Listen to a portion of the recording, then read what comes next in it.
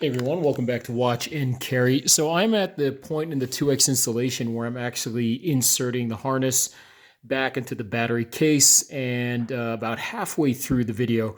So at this point, the step I'm trying to do is trying to connect these last parts. So a little bit of anatomy here. You have the gland cap.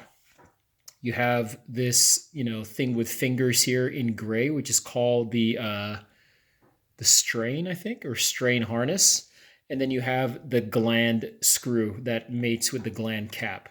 Now, getting the wires in is pretty self-explanatory. I think that's probably the most difficult part of the whole installation is getting everything fit in. But one thing that I found surprising was this strain relief. That's the name, strain relief. This strain relief right here in gray. Let me get a pointer right here.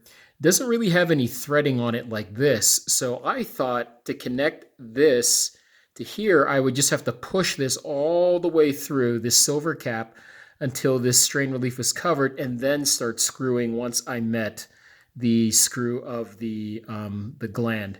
But actually what Soren mentions in the video, he puts it in the caption, is even at this step, when you see the strain relief here, and you see the threads here, you should already start screwing in at this point.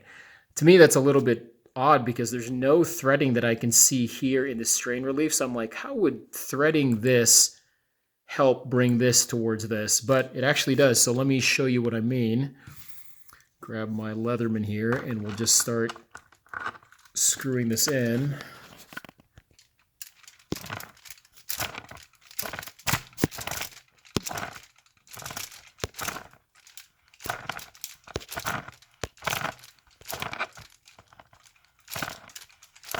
And you can already see the recessions in the teeth of the strain relief starting to disappear. Let me zoom in a little bit.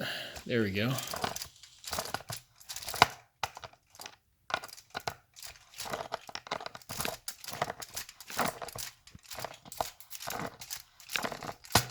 Now if we go back to the side view, you can see that's really working well.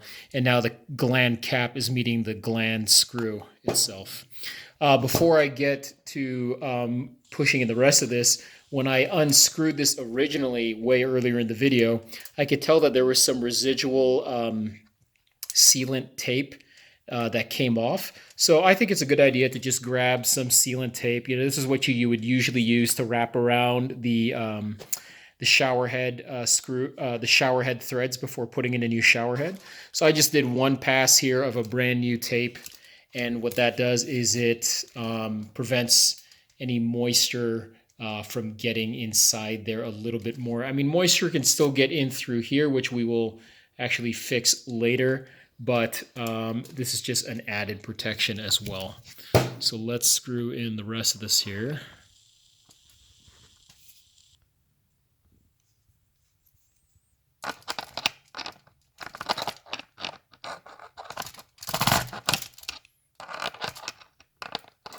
Kind of hard to do this one-handed. Let me see if I can film with my other hand.